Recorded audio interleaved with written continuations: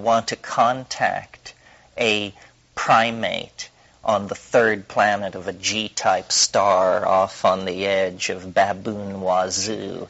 And so then, but you're advanced, you're millions of years in advance of us, and you have advanced ethics and so forth and so on. So what you can't do, nor would it be fruitful, is to land trillion-ton beryllium ships in the center of North Dakota and hand out a cancer cure or something like that. So it doesn't work like that.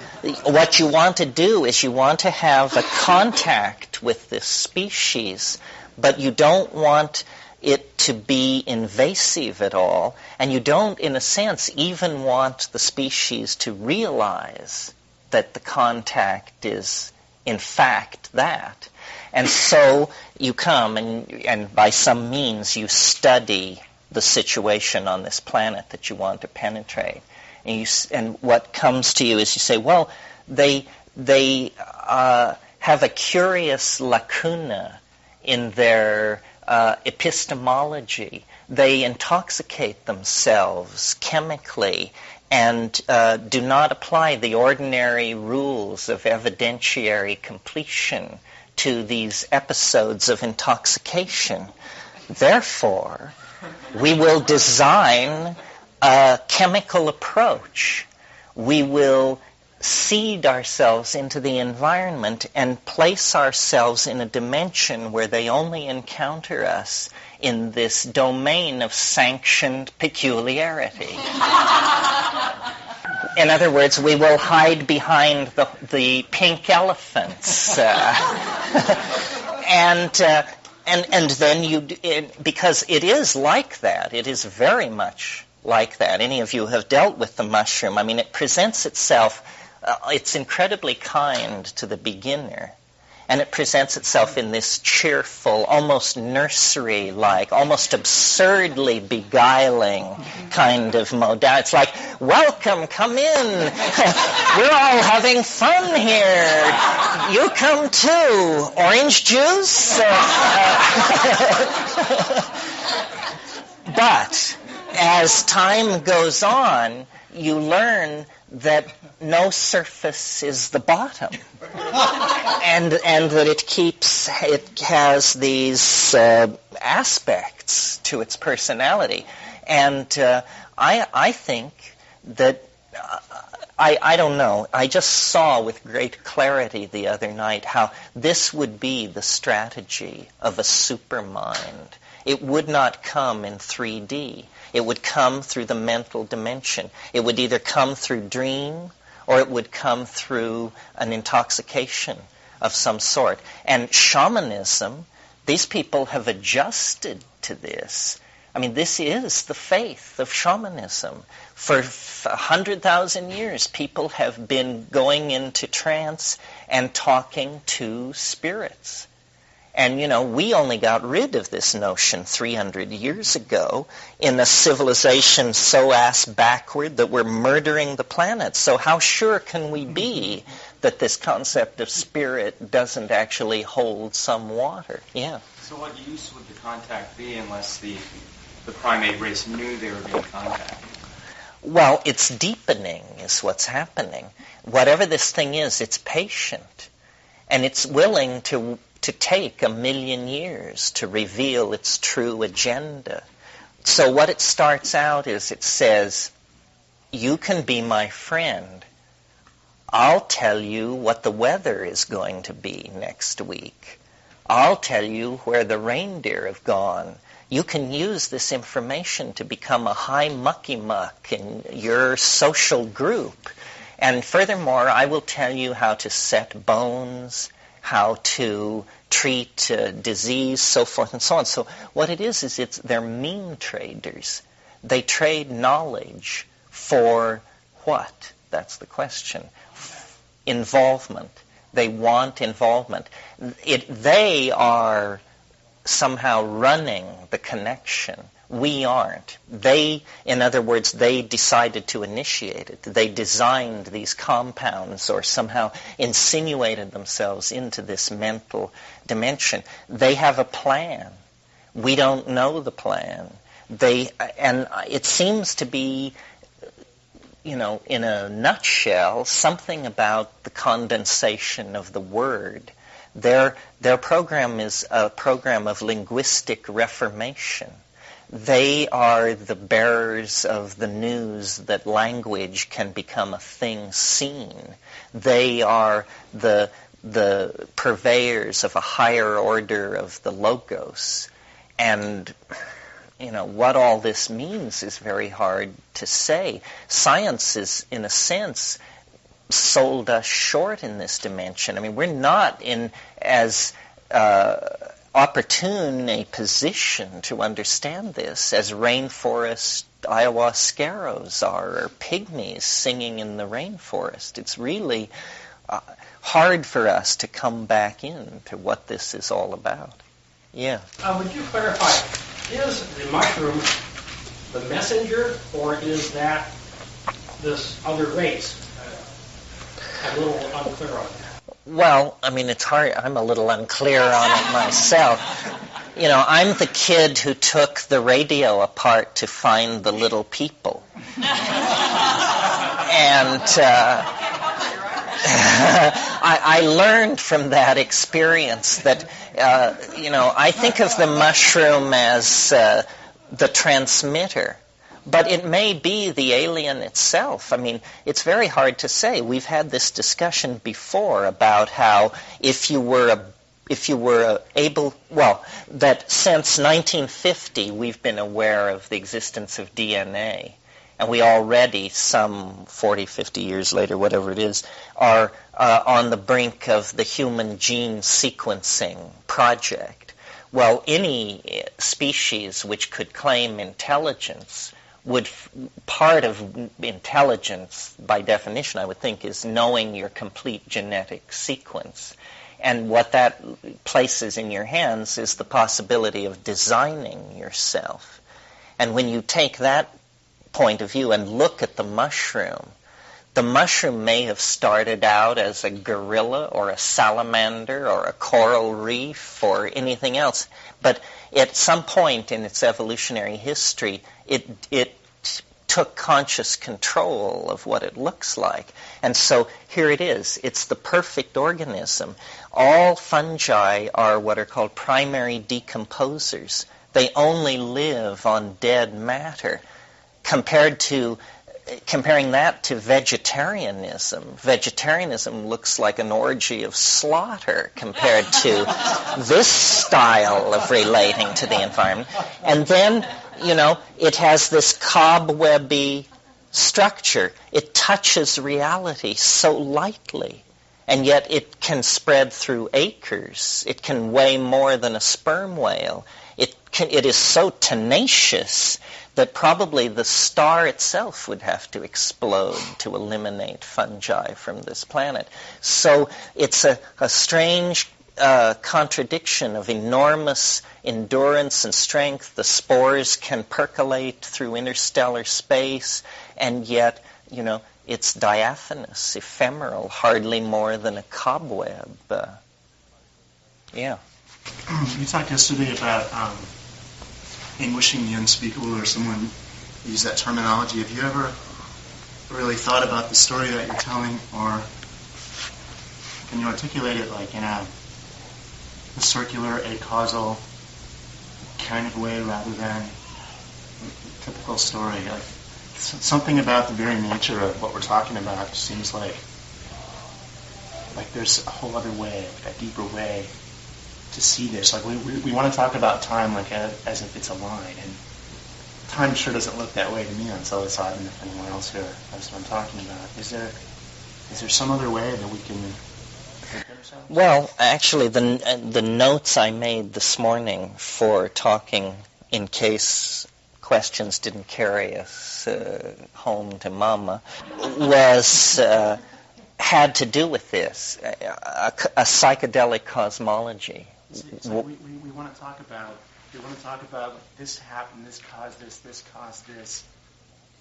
No. A lot of big holes. See, I think that what psychedelic thinking can contribute to that kind of question is the realization that time is not driven by causality.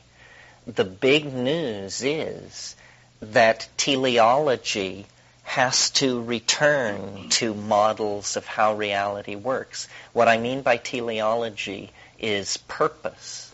And let me explain briefly the history of this problem. When Darwin invented evolution in the 19th century, it was possible to call yourself an English intellectual and actually believe that the planet came into existence on September the 4th, 4004 BC. That was a respectable intellectual opinion in British parlors of 1850. Darwin, the whole intellectual world was under the spell of deism, the idea of that the universe was the creation of a benevolent God who was guiding it from its birth to its death. And Darwin opposed this and said in the phenomenon of random mutation and natural selection, no plan, no purpose, no end state is being sought.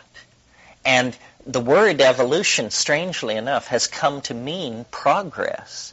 But in the 19th century, it meant the opposite of progress. Evolution meant change without progress, because progress implies that you are vectoring on some kind of goal. And the idea was that nature was not vectoring on some kind of goal. It was simply a proliferation of form. The problem is, and they took that to the limit in order to overthrow deism.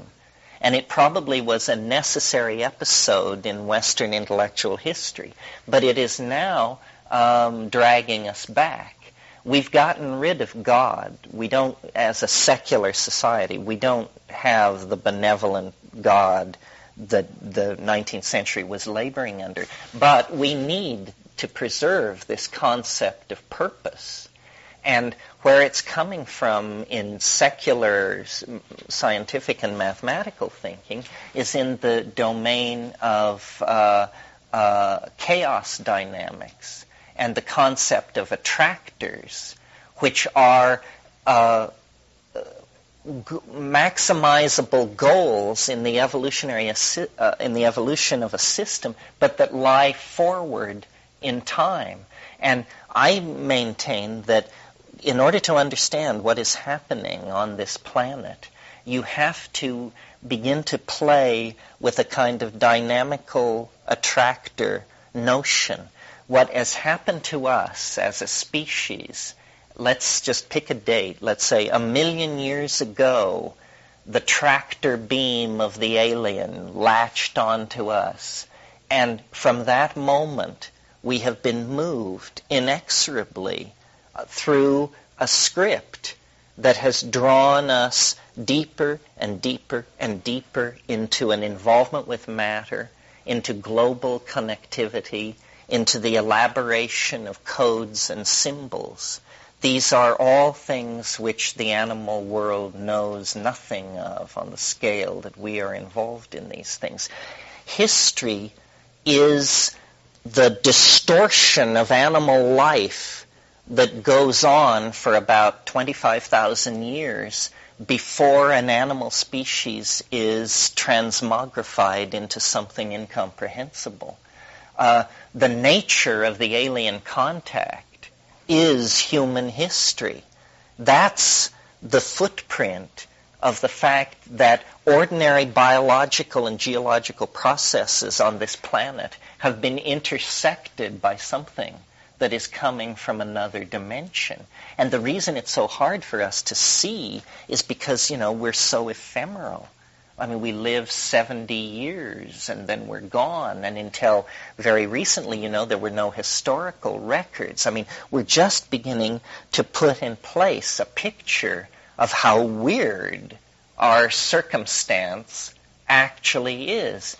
Human history is a phase transition of incredible brevity It is inconceivable to think of human history meandering forward 500, 1,000, 5,000 years into the future. How can it be when we're already talking about turning ourselves into fruit flies and downloading ourselves into gold ytterbium cubes buried at the heart of Copernicus or something like that?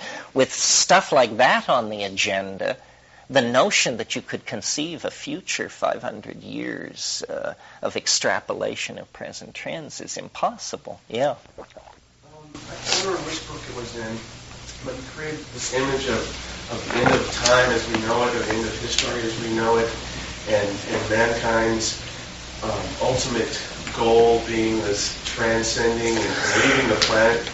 Like he created a picture of the Earth as the womb at which we would eventually leave. And I had a lot of trouble with that because it kind of made it sound like the whole, like our body was like this fuel cylinder that we would eventually like kind of break away from. There'd be this meeting of heads in space. Or like the image of us in these space pods, you know, watching some sort of three-dimensional Bugs Bunny on a holograph. Meanwhile, waterfalls and you know, and the ocean and the mountains are still happening here on Earth. So I kind of got this leery kind of feel when I read that, and it was kind of like, oh, you know. But so you want me to talk about that?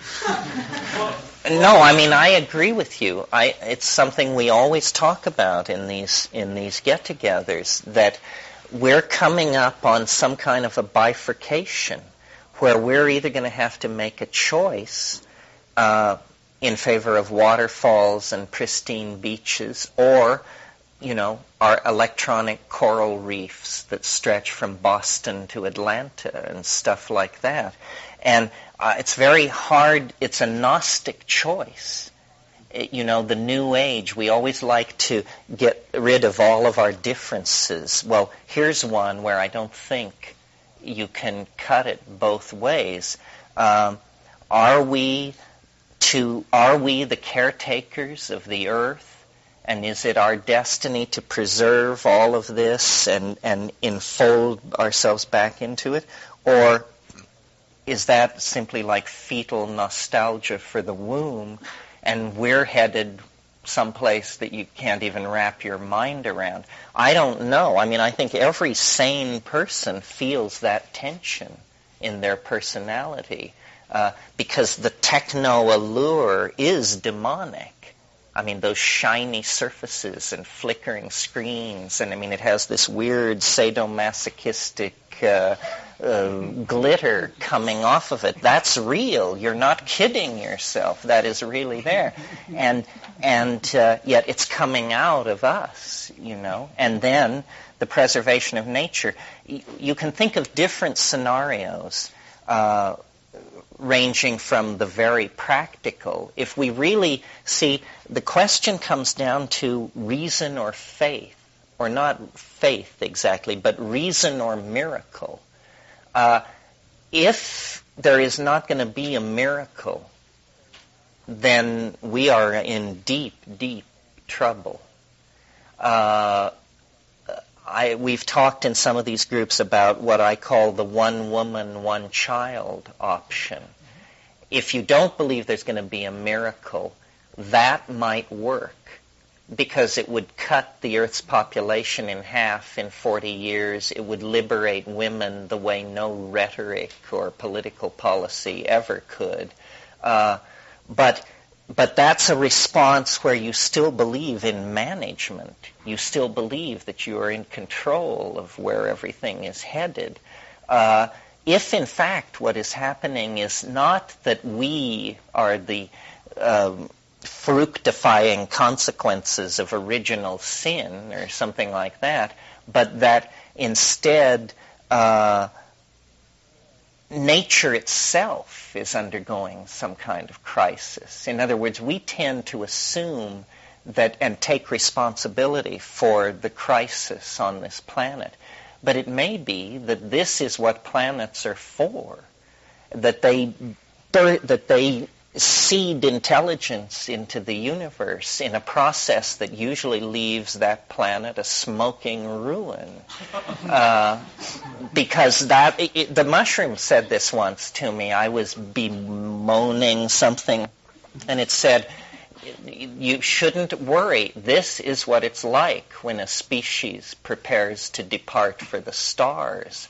I mean, it's not a simple matter to go from picking bananas in the tropical rainforest to building something the size of Manhattan that you propose to propel at 90% of the speed of light out to Alpha Centauri. I mean, it's just hair-raising to even contemplate this kind of thing. So it's a real question. We don't, and probably a question we won't be asked to answer, because the decision is being collectively made every hour of every day by decisions. It may be that stuff like the ozone hole, that we have already passed the fail-safe point. It's just that the news hasn't arrived on your desk yet, but that already the womb is closing behind us. Already the options are being foreshortened by continued lack of response to the crisis. As far as what psychedelics say about this, what they seem to be good for is getting various magnifications on our dilemma. Just where are we in the cosmic order of things?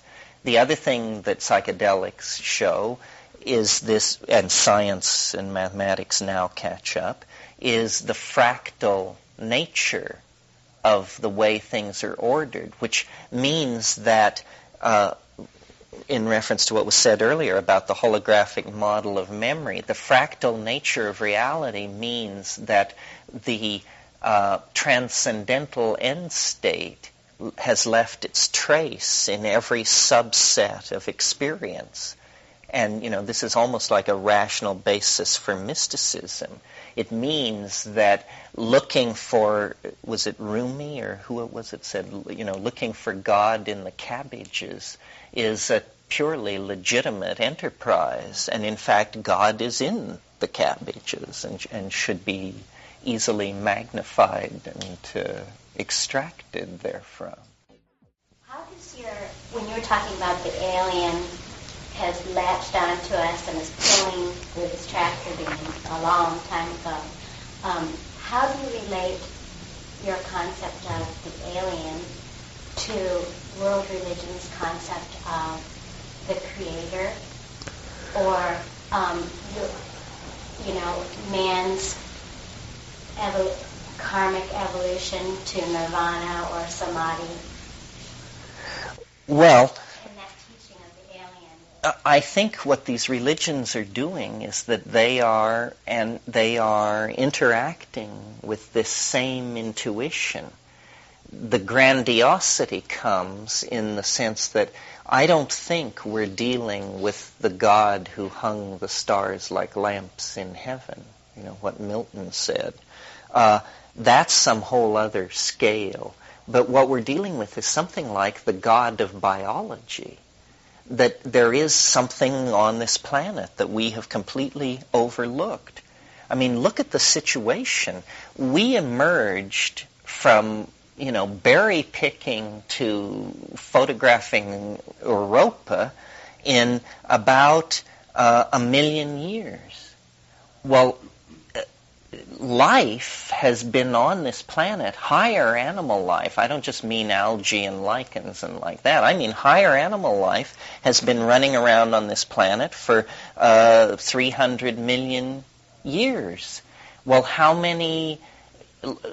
biology is a engine of strategies. How many peculiar byways of evolution might be pursued, explored, and then perhaps quenched on that kind of a time scale? So we assume the only kind of intelligence there can be is our kind. But then the psychedelic introduces us, and then we have a limited number of choices. after you fiddle with psilocybin for a while, the question of whether or not there is an alien intelligence becomes moot. There is an alien intelligence. And then the question is, what is it? And the choices are, and maybe you can help me add more, the choices are, it is a straightforward B-movie extraterrestrial of some sort that is, God knows for what reason, but coming at us through this. That's one possibility. It is the Gaian mind in some version of that. In other words, it's the integrated intelligence of the biome of the planet that, because probably of the historical crisis, is actually noticed us and is trying to twiddle our knobs in some dimension we're not even aware of. So that's it. Extraterrestrial, Gaian mind could be some strange technological experiment launched from the future.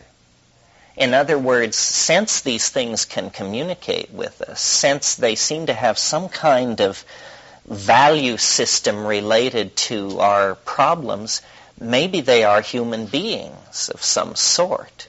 Perhaps it's a time travel project in some distant century that has decided that the key screw-up occurred in the 20th century and they're going back trying to twiddle the knob. Notice that these theories have greater and lesser levels of elegance, and I'm not advocating any one. Here's one that I think is interesting and mildly alarming.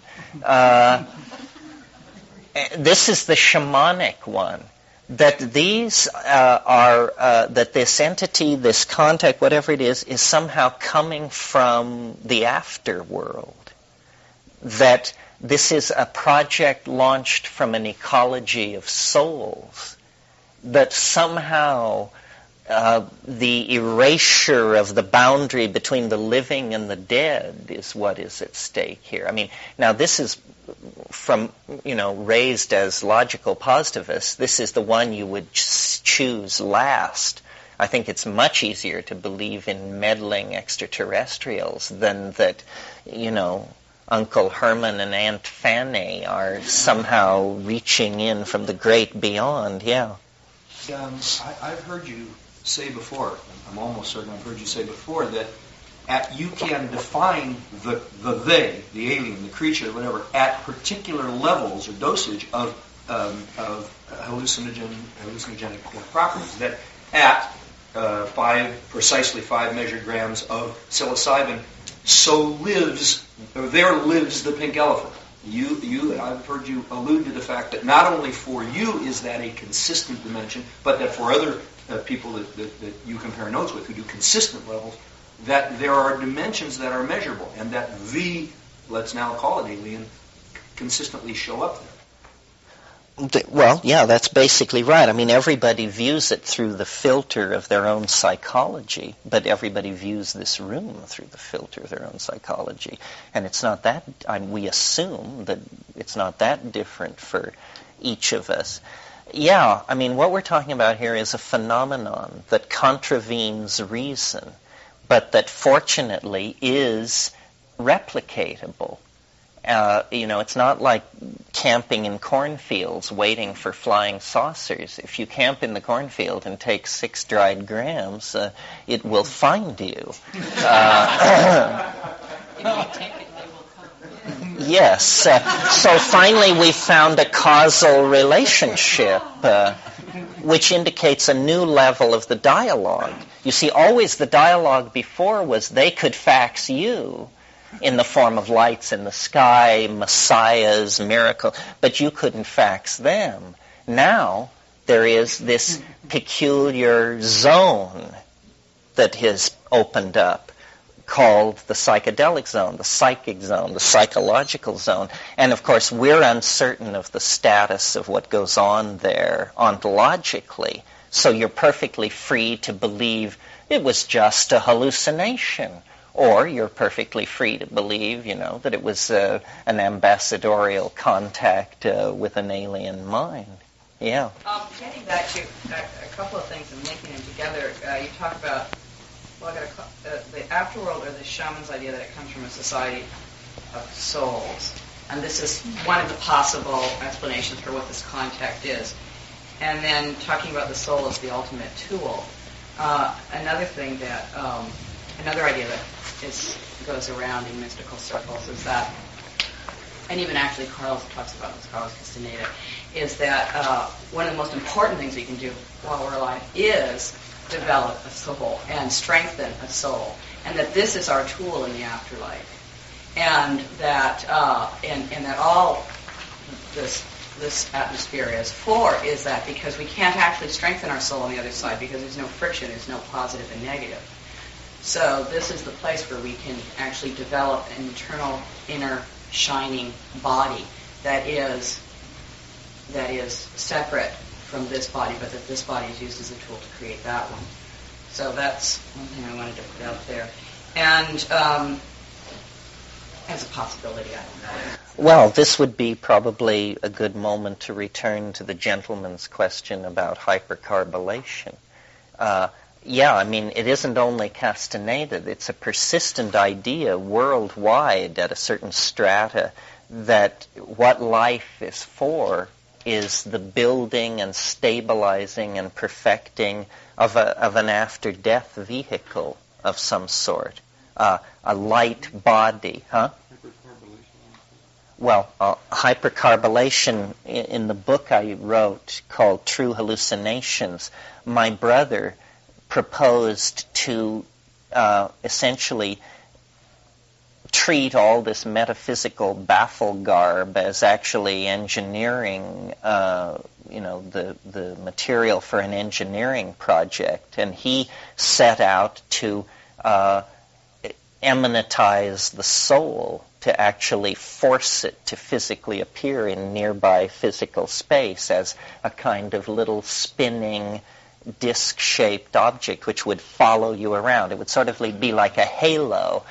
We would enter into a world where there were two kinds of people: those who had gotten their after-death vehicle outside their body and into visible form, and those who were still working on it. And the idea being that this is a union of spirit and matter through the intercession of higher dimensional space. I mean, there's a lot of intellectual and linguistic sleight of hand here. Nobody knows what he's talking about. The problem is that out of such theorizing came tangible consequences.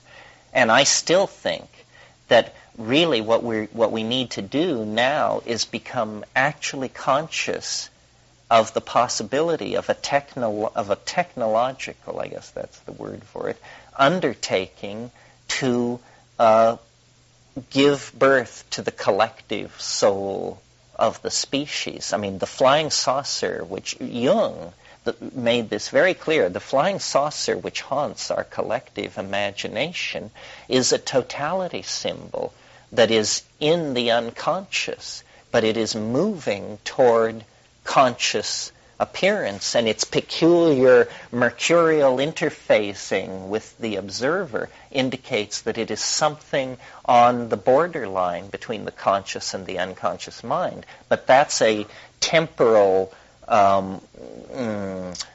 temporary situation, and conceivably this thing is moving toward us, and it vibrates with the alien, but it is in fact ourselves. And there is a kind of recurso here, where the thing we lost at the descent from Eden is actually, on a collision course, coming back again. This is the idea of the archaic revival, that we can really deconstruct reality in a fairly radical way. This is not my idea, by the way. I mean, this is what alchemy turned into.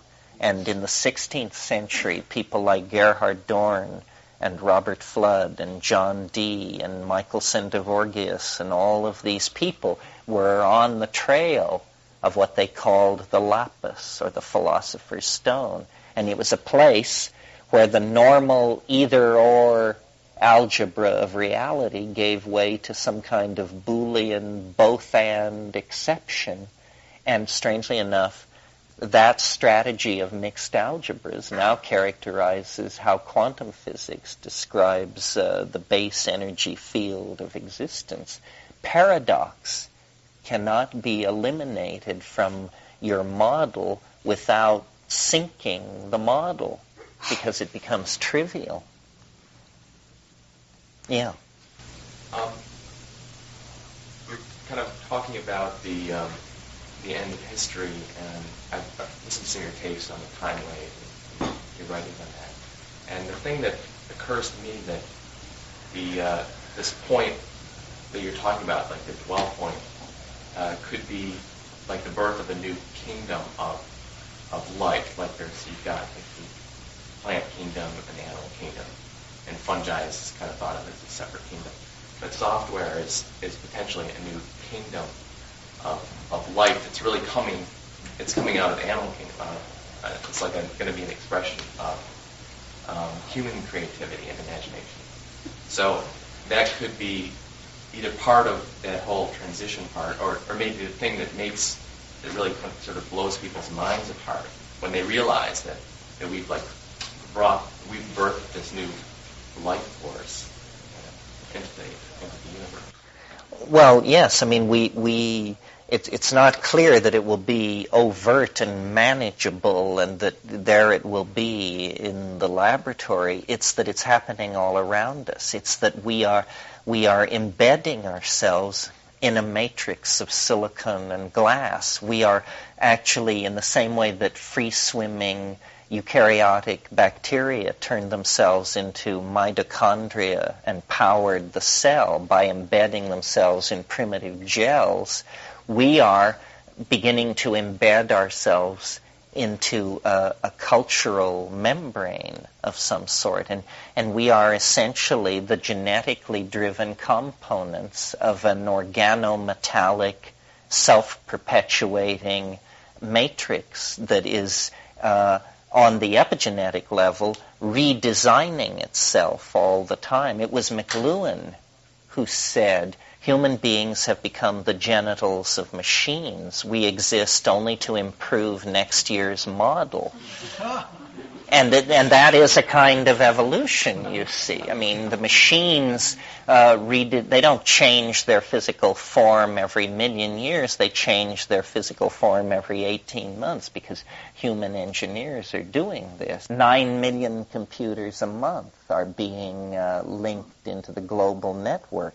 There's one theory of brain function that says that the higher order functions of the brain are simply emergent properties that come out of a network that has 9 billion plus switching potentials in it, while our global network is quickly approaching this critical number.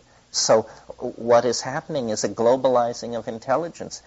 New as this sounds, these kinds of ideas have been around for a while. If you haven't read Teilhard de Chardin, who, my God, S.J., right? And he talks about an omega point and what he calls the noosphere, the atmosphere of electronic mind that is emerging as a shell enclosing the planet. Yeah. I'm sort of backtracking from your list of possible explanations. Fine. And this one doesn't, I'd like to hear your feedback on it. It doesn't really sit real well with me. It's sort of cynical, a little bit materialist, but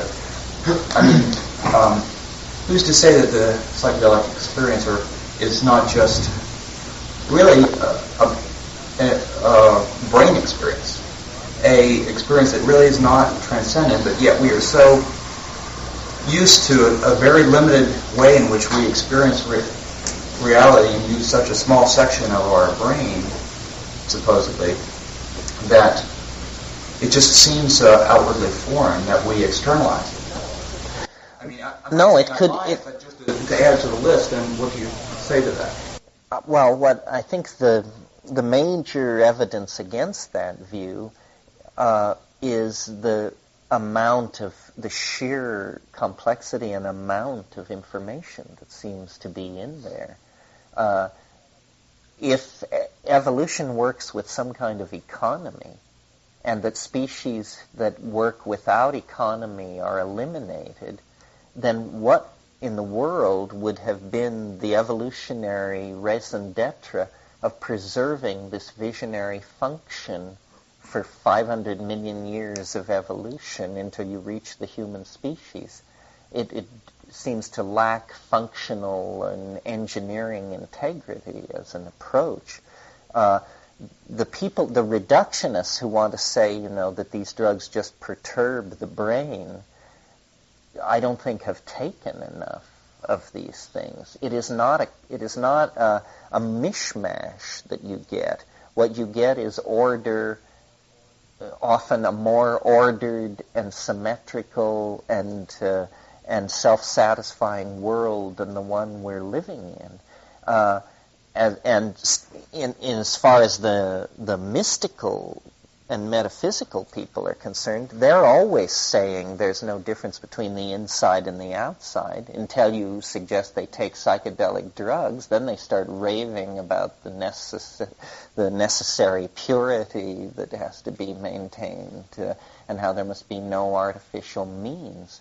Well, which is it? That there's no inside and no outside, or that these anxiety-riddled boundaries have to be maintained at all costs? The problem is, meaning, and the meaning of meaning. Wasn't it F.H. Bradley who wrote a book of that title, I think? What is meaning, and then what does it mean that there is meaning? Is it simply, as Whitehead suggests, the apperception of pattern as such? Or is there eventually some kind of a metaphysic, some kind of a discernible mega pattern in all of this? My thing is basically to raise questions and to destroy culturally contrived answers, because I think they're all horseshit. It hasn't worked. We do not know where we are in the game. We're not able to recognize the players. We've forgotten what our waitress looks like. And the whole thing is just, we're way at sea in this situation. And what culture seems to do is some kind of strategy for calming everybody down, cooking up some passel of lies, which then everybody works with that and doesn't notice the peculiarity of it all. This is why I think psychedelics are so controversial, because they break down cultural explanations, whatever they are. And I found, even with rainforest shamans, that they are very aware of how far they want to go, and it's a rare personality that enjoys kicking all the supports out and just watching it all collapse into the big who knows. But it's very edifying because it's honest, I think. Isn't that then a logical threat to those who have a vested interest in maintaining those illusions? Well, but what's happening, you see, is who has a vested interest in maintaining these illusions? People who want to die? Is that it? At one point, defense of the status quo made sense.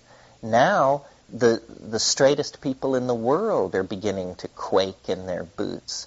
And the people who, quote-unquote, run the world, they've got better information than you and I, and they leave their offices white-faced at night because they see, that capitalism is finished, because capitalism depends on an endlessly exploitable resource base to function.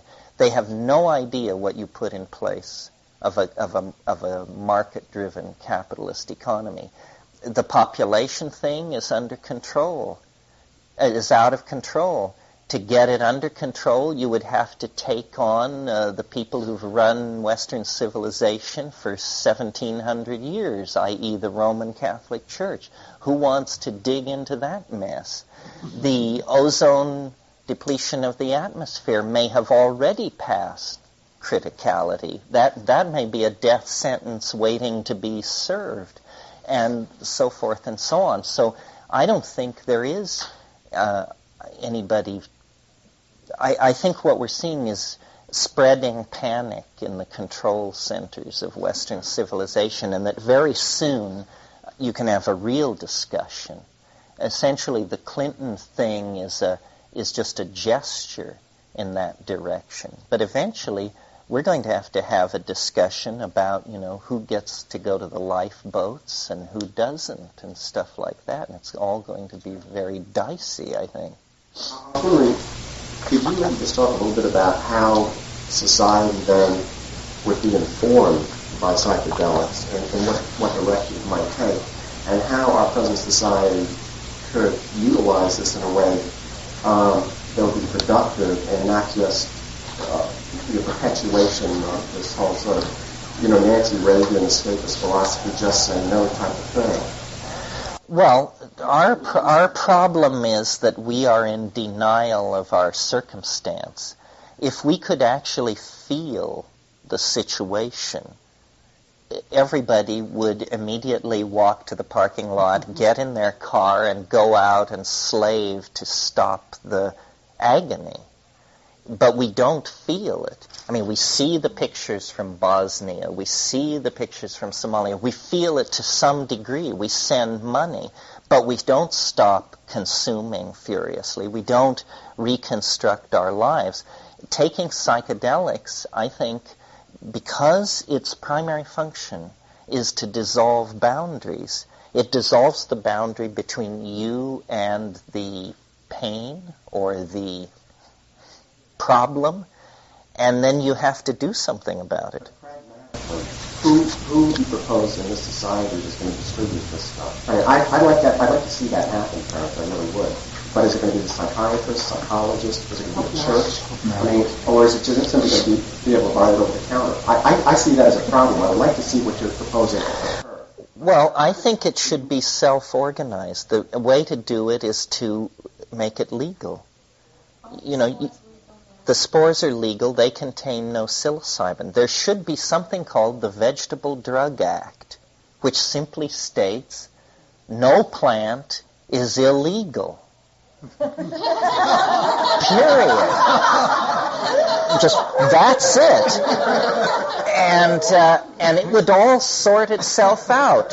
And the junkie could have his little opium garden, and I don't know if cokeheads could get it together enough to fill their backyard with coke. It would all sort out very, very nicely. And it's preposterous. I mean, you read that in the Middle Ages, that in 1432 in Amsterdam, a pig was hung for murder. And then that's the kind of thing we've got going with the concept of an illegal plant. I mean, from any future enlightened point of view, they would just look back at that and say, how quaint. What a bizarre notion of reality. Yeah. I liked your idea. You talked about how the legalization of these substances was doesn't fit with our cultural context, and it made me think about legalization. It made me think about making it really okay in my mind to define a law and to impose morality in that regard. And that I don't know if I think that it's possible for it to be legal. I really, without a battle or without a major shift in the way things work, it just seems like it's something that I need to take upon myself and say. Well, I think the hope. It's a higher law than the one that's imposed upon. The hope comes from Europe.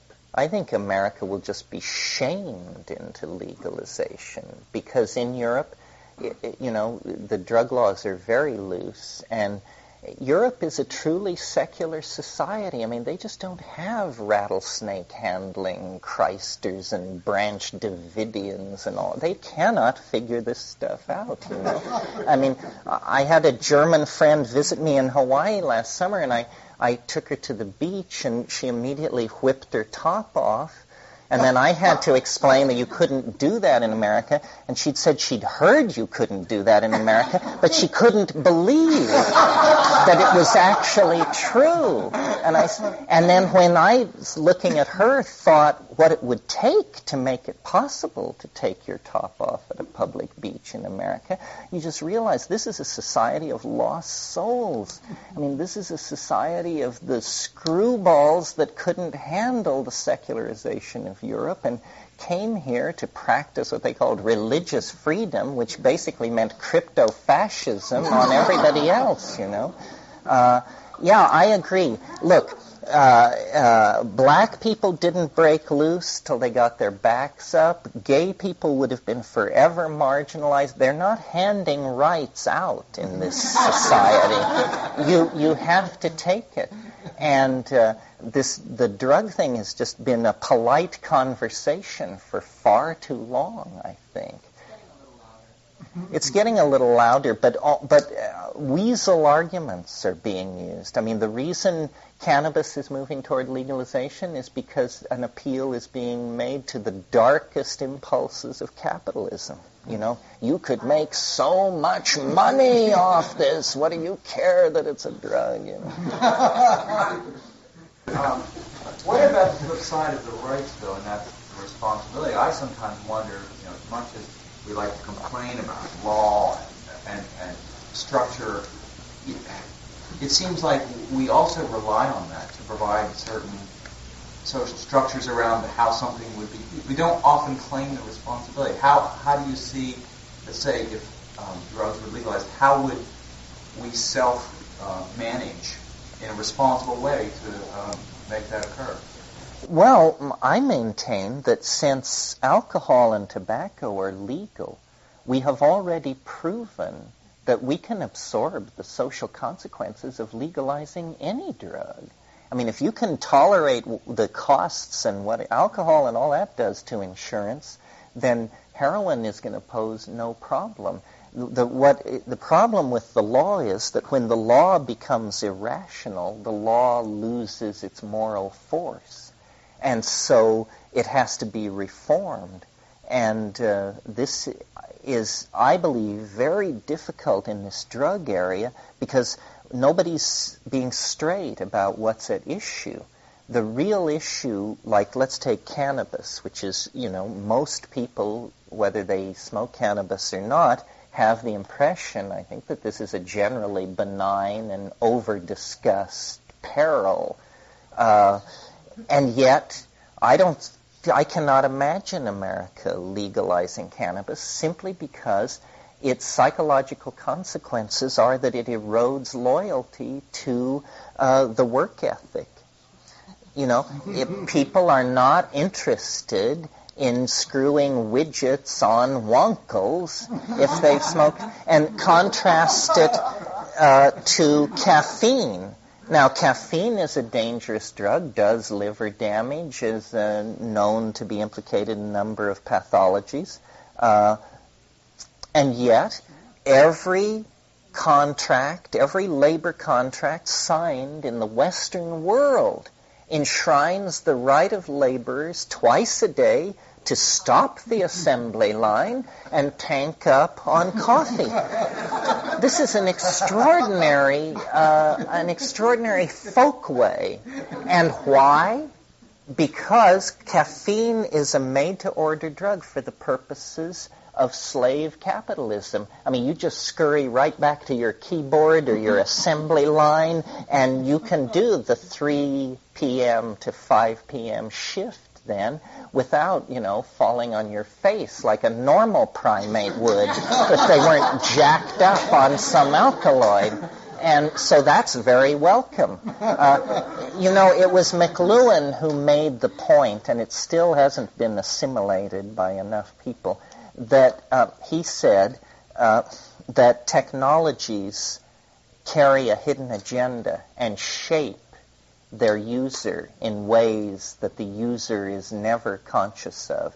And the great case that McLuhan made was print, which he said the linear and uniform nature of print created the preconditioned mindset able to accept democracy, the assembly line, the concept of the citizen, a whole bunch of modern ideas are presuppose print. Well, drugs are technologies, and they shape the users in ways that the users never suspect. And our frenzied, goal-oriented, surface-obsessed society is a society of sugar, alcohol, red meat, and television. Television is an incredibly invasive and powerful drug. The average American watches 6 hours a day. Imagine if, following World War II, a drug had been introduced, that now the average American spent 6 hours a day absolutely loaded on this drug, doing nothing else. But because we are materialists, we don't see television as a drug, and yet, your blood pools in your rear end, your brain waves fall into a measurable zone, you fixate. There is an entire set of symptoms, no less dramatic than the symptoms of smoking a bomber or honking up a line. But we don't see television that way. And the horror of television is you don't even get to have your own trip. You have somebody else's trip, sponsored by the cosmetically enhanced surfaces of products. Talk about a hell drug, my God. Yeah. So since it's an extreme minority of people who are using psychedelics right now on the planet, do you see this little minute portion scattered around really having an effect which will cause some sort of chain reaction before it's too late to really work some change? Or is it more like small colonies in the saved kind of? Well, if it were business as usual, these psychedelic communities might not amount to anything. But I think that the world is going to get so peculiar as the chickens come home to roost that you'll have to take psychedelic drugs to understand what's going on. And that the people who don't will be running around like chickens with their heads cut off.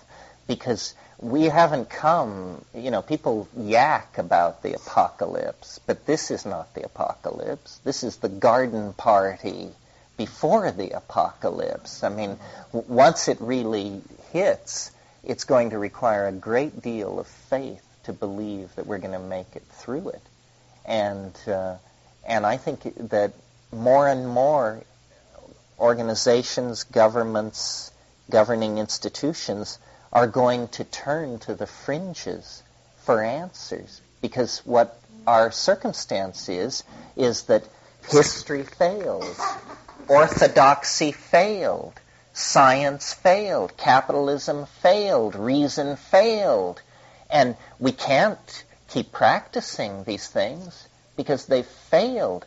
The ship is sinking. We can't have a debate about when we'll arrive in Bermuda. We're never going to arrive in Bermuda. The boat is now sinking. So the agenda has to change. And also, these people are dying off. The old control freaks, the people who have one foot in the 19th century. As to your question of whether or not it will happen fast enough, well, that's the horse race we're involved in. That's the excitement, It'll be a photo finish. H.G. Wells said history is a race between education and catastrophe. Yeah, and the other thing is Christianity took 300 years to become, and it started off with different sets of people that were nurturing the Christian idea. Unfortunately, Roman Catholics that won, but it could be the same thing. We could start these little sort of copy clutches of peyote takers that just... Well, and Christianity was able to do that in a world where information moved at the speed of a horse's gallop. So, there's an enormous psychedelic religion flourishing in Brazil right now that just cannot convert people fast enough. It's missionaryizing the United States.